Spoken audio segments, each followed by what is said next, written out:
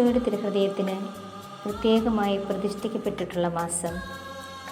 തിരുഹൃദയത്തിന് വേണ്ടി സമർപ്പിച്ചിരിക്കുന്ന ഈ മാസം ദൈവം എപ്രകാരം മനുഷ്യരെ സ്നേഹിക്കുന്നുവെന്നും ആ സ്നേഹം യേശുക്രിസ്തുവിൽ എങ്ങനെ നാം അനുഭവിക്കുന്നുവെന്നും പ്രത്യേകമായി ധ്യാനിക്കുവാനും ചിന്തിക്കുവാനുമായി തിരുസഭാ മാതാവ് നമുക്ക് നൽകിയിരിക്കുന്ന സമയമാണിത്. വിശുദ്ധ ആൽബർട്ട് ഇപ്രകാരം പറയുന്നു: ഈശോയുടെ മുറിവേൽപ്പിക്കപ്പെട്ട വിലാവ് എല്ലാ ദൈവകൃപകളുടെയും ഉറവിടമാണ് എന്ന്. തിരുഹൃദയ ലുത്തിനിയായിൽ നമ്മൾ ഇപ്രകാരം പ്രാർത്ഥിക്കുന്നുണ്ടല്ലോ: ജ്ഞാനത്തിൻ്റെയും അറിവിൻ്റെയും നികേതനമായ ഈശോയുടെ തിരുഹൃദയമേ, ഞങ്ങളെ അനുഗ്രഹിക്കണമേ എന്ന്. അതെ, തിരുഹൃദയം ജ്ഞാനത്തിൻ്റെയും അറിവിൻ്റെയും ഉറവിടമാണ്. ജ്ഞാനത്തിൻ്റെ പുസ്തകത്തിൽ പറയുന്നു, നിത്യ തേജസ്സിൻ്റെ പ്രതിഫലനമാണ് ജ്ഞാനം എന്ന്. ജ്ഞാനത്തിന് സൂര്യനേക്കാൾ സൗന്ദര്യമുണ്ട്. ഈശോയുടെ തിരുഹൃദയത്തെക്കുറിച്ചുള്ള ജ്ഞാനം ദൈവസ്നേഹത്തിലേക്കും സ്വർഗീയ സൗഭാഗ്യത്തിലേക്കും നമ്മെ ആനയിക്കും. അറിയുന്നതിനെ മാത്രമേ സ്നേഹിക്കാവൂ. കർത്താവേ, നിന്നെ സ്നേഹിക്കുന്നതിന് നിന്നെ ഞാൻ അറിയട്ടെ എന്ന് വിശുദ്ധ ആഗസ്തീനോസ് പ്രാർത്ഥിക്കുന്നുണ്ട്.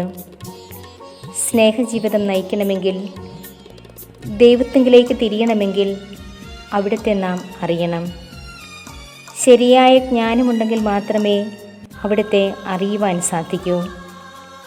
ശരിയായ ജ്ഞാനമില്ലാത്തതുകൊണ്ടാണ് പലപ്പോഴും ആഗ്രഹിക്കുന്ന നന്മ ചെയ്യാൻ കഴിയാതെ ആഗ്രഹിക്കാത്ത തിന്മ നമ്മൾ ചെയ്തു പോകുന്നത്.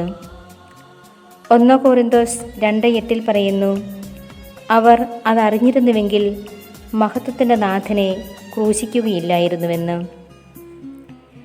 ദൈവിക ജ്ഞാനത്തിലും അറിവിലും വളരണമെങ്കിൽ ആത്മാവിൻ്റെ വരദാന ഫലങ്ങൾ നമുക്ക് കൈമുതലായി ഉണ്ടായിരിക്കണം. വിശുദ്ധ ഗ്രന്ഥത്തിൽ സുഭാഷിതങ്ങളിൽ നാം ഇങ്ങനെ കാണുന്നു: മകനെ, എൻ്റെ ജ്ഞാനത്തിൽ ശ്രദ്ധ പതിക്കുകയും എൻ്റെ വാക്കുകൾ ചെവിക്കൊള്ളുകയും ചെയ്യുക. അപ്പോൾ നീ വിവേചനാശക്തി കാത്തു സൂക്ഷിക്കുകയും നിന്റെ അധരങ്ങൾ അറിവ് സംരക്ഷിക്കുകയും ചെയ്യും എന്ന്. ഈശോയെ അറിയുവാനും അവിടുത്തെ ജ്ഞാനത്തിൽ വളരുവാനുമുള്ള ഏറ്റവും ശക്തമായ വിദ്യാലയമാണ് ഈശോയുടെ തിരുഹൃദയത്തോടുള്ള ഭക്തി.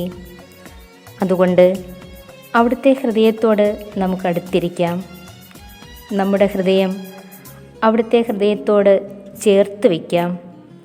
ജ്ഞാനത്തിനായി, അറിവിനായി ഈശോയുടെ തിരുഹൃദയത്തിൽ നമുക്ക് അഭയം തേടാം.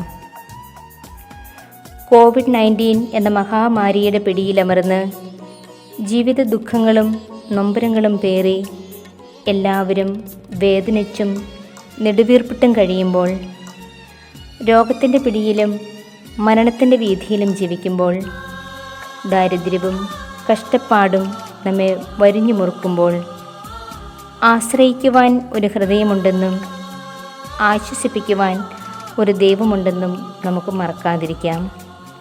ജ്ഞാനത്തിൻ്റെയും അറിവിൻ്റെയും ഉറവിടമായ ഈശോയുടെ തിരുഹൃദയം എല്ലാ ജീവിതാനുഭവങ്ങളിലും ദൈവഹിതം മാത്രം കണ്ടെത്തുവാനും നന്മ മാത്രം ചെയ്യുവാനുമായി നമ്മെ അനുഗ്രഹിച്ച് ശക്തരാക്കട്ടെ. ശാന്ത വിനയമുള്ള തിരുഹൃദയ